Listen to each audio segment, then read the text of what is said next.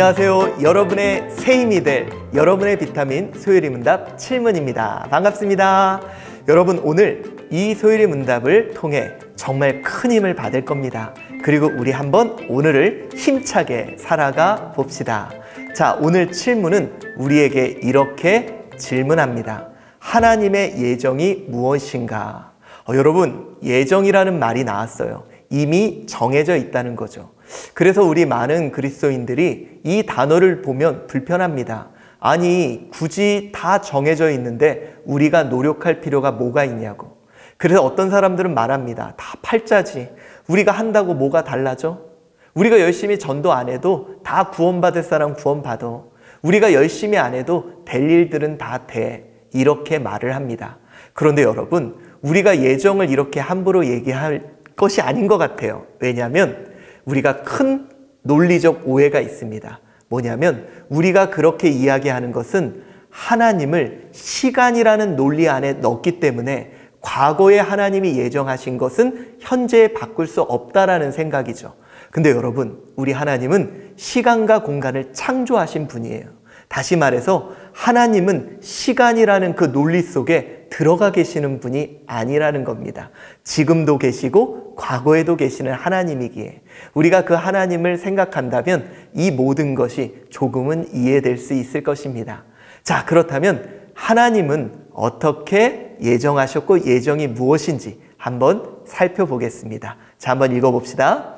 하나님의 예정은 그 뜻대로 하신 영원한 경륜이신데 이로 말미암아 자기의 영광을 위하여 모든 되어가는 일을 미리 작정하신 것이다 라고 말을 합니다. 자, 여러분, 하나님은요 모든 것에 영원한 경륜을 갖고 계시대요.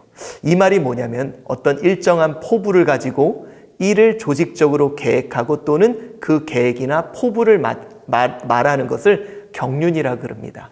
자, 여러분, 혹시 자녀를 키우는 분, 자녀에 대한 어떤 포부가 있지 않습니까? 사업장을 운영하시는 분, 그 사업장에 대한 어떤 계획과 포부가 있죠. 그처럼 우리 하나님도 이 땅을 창조하시고 우리를 섭리하실 때 어떤 포부와 계획을 갖고 계시다는 겁니다. 정말 신기한 게 이 자연에는 또 우리의 몸에는 그 모든 것들이 남아있는 것 같아요. 자, 그런데 하나님은 결국 이러한 계획이 자기의 영광, 우리 삶의 목적을 이루기 위해 하나님은 어떤 것을 예정하셨다는 것입니다.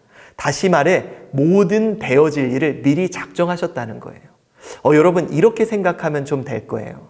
우리 김연아 아시죠? 근데 여러분, 이 김연아가 이런 선수가 되기까지 우리 엄마가 어떤 계획이 있었어요. 그리고 그 계획을 품고 그 아이에게 그걸 보여주고 그것에 대해 관심 갖게 하고 그것을 그 길을 인도해 주었다는 거예요. 여러분, 그처럼 하나님도 우리에 대한 완전한 예정과 작정하심이 있었습니다. 그리고 그 작정을 이루어 가시는 것이 하나님의 섭리라는 거예요. 예레미야 1장 5절에 이렇게 말합니다. 내가 너를 모태에서 짓기 전에 너를 알았고 내가 배에서 나오기 전에 너를 성별하였고 너를 여러 나라의 선지자로 세웠노라 하시기로. 여러분들, 그렇습니다. 하나님은 분명한 예정이 있다는 거예요. 여러분, 제가 어떤 사람인지 아세요? 제가 셋째인데요. 세상에 제가 어머니가 저를 가졌을 때 갑자기 의도하지 않고 가지셨대요.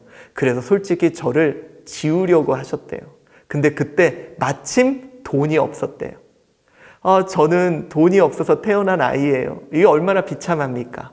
그런데 여러분, 저는요 하나님이 만세전부터 예정하고 작정하신 그런 소중한 사람이에요. 예정론이 바로 그렇습니다.